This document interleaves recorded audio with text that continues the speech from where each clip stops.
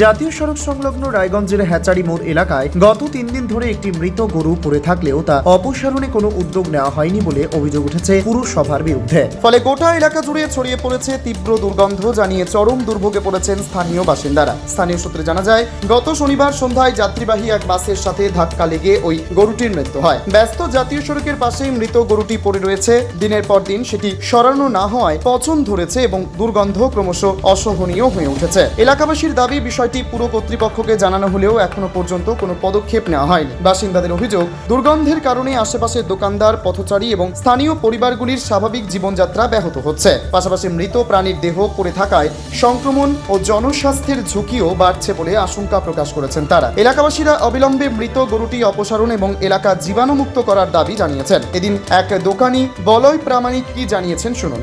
কোনো সোয়ারা হচ্ছে না, নিয়ে যাচ্ছে না, কেউ গন্ধে থাকা যাচ্ছে না। এলাকাবাসী তো ধরো এই ভয়ে আসতেছে না, বাসে আশেপাশে যে আমার দোকানে কাস্টমার, সেটাও আসতেছে না গন্ধের ঠেলায়। সমস্যা, প্রচন্ড সমস্যা। জানিয়েছেন তো? সবাইকে জানানো হয়েছে, সবাইকে বলা হয়েছে, কিন্তু কেউ কোনো ইয়ে করছে না। বলে আজকে কর্মচারী নাই, কালকে স্ট্রাইক, এটা ওটা, মানে অজুহাত দিয়ে চলে যাচ্ছে।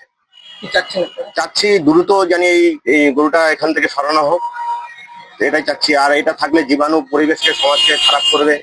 তাড়াতাড়ি এটা সরানো হোক, এটাই চাওয়া। পাশাপাশি স্বপন হালদার বাসিন্দা কি বলতে চেয়েছেন শোনাবো। দাদা, কি নাম আপনার? স্বপন হালদার, কোথায় বাড়ি? কলেজপাড়া। আচ্ছা, বলছি এখানে একটা গরুকে ধরে পড়ে থাকতে গেছে রাস্তাতে, কি হয়েছিল ঘটনাটা? ঘটনাটা হলো 6 তারিখ সন্ধ্যে 6:30টার দিকে গরুটা রাস্তা পার হচ্ছিল। স্টেট ট্রান্সপোর্টের গাড়ি 100 কিলোমিটার স্পিডে গরুটাকে মারে। আমি সামনে ছিলাম, গাড়িটাকে হাত দেখানো হয়, কোনো গাড়ি 1 সেকেন্ডও স্লো করে না, কোনো ব্রেকও করে না, বেরিয়ে যায়। সামনে পুলিশ দাঁড়িয়ে ছিল, পুলিশ আসলো, পুলিশ দেখলো।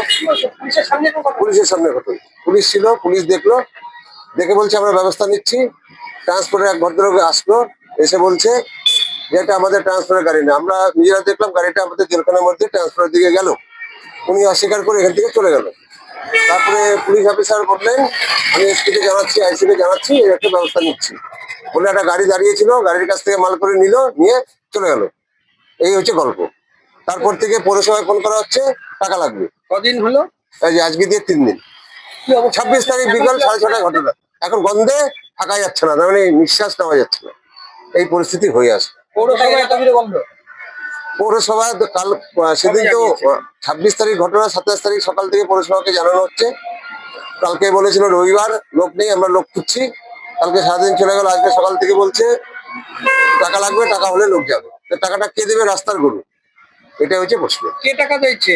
পৌরসভার কর্মীরা, যাকে ফোন করছি তারাই এই কথা বলছে, টাকা ছাড়া আমরা যাবো না। এই মুহূর্তে পৌরসভার সাফাই কর্মীরা তারা ধর্মঘটে, আজকে থেকে কর্মবিরতি তাদের। তা তো আমরা জানি না, আমরা পরিষেবা চাচ্ছি, আমরা তো টিকতে পারছি না এখানে। এটাই আমাদের প্রয়োজন। তো এটা আবেদন যত তাড়াতাড়ি সম্ভব এটা একটা ব্যবস্থা করার জন্য। আপনি বলছেন যখন এখানটায় ঘটনাটি ঘটে তখন প্রশাসনিক পুলিশ ছিল অফিসার ছিলেন, একজন সেভিক পুলিশ অফিসার ছিলেন, 2 জন ছিলেন। তাদের সামনে ঘটনাটা আরোবারটা হয়। মানে সমস্যা হচ্ছে, গন্ধ, প্রচুর দুর্গন্ধ। 3 দিন হলো পৌঁছে গেছে। জীবাণু নোংরা খাওয়াতে পারে। একদম অনেক কিছু হতে পারে। নিঃশ্বাস নেওয়া যাচ্ছে না, মানে কি বহুত কিছু করতে পারে। এখন কি চাচ্ছেন? তাড়াতাড়ি ব্যবস্থা শুরু হবে।